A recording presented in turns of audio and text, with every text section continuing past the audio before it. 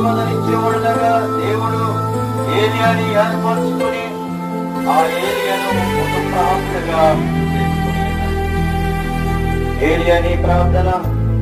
ఏలియా ప్రార్థన చేయగా 3.5 సంవత్సరములు వర్షం ఆగిపోయిందండి.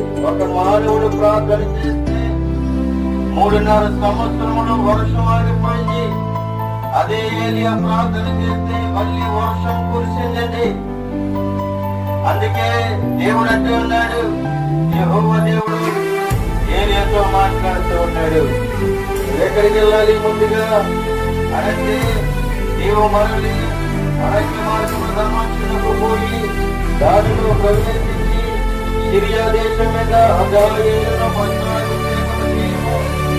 మళ్ళీ ఇశ్రాయేలు వారి మీద నిత్య కుమారుడైన యెహోవాకు పట్టాభిషేకము చేయము. అయితే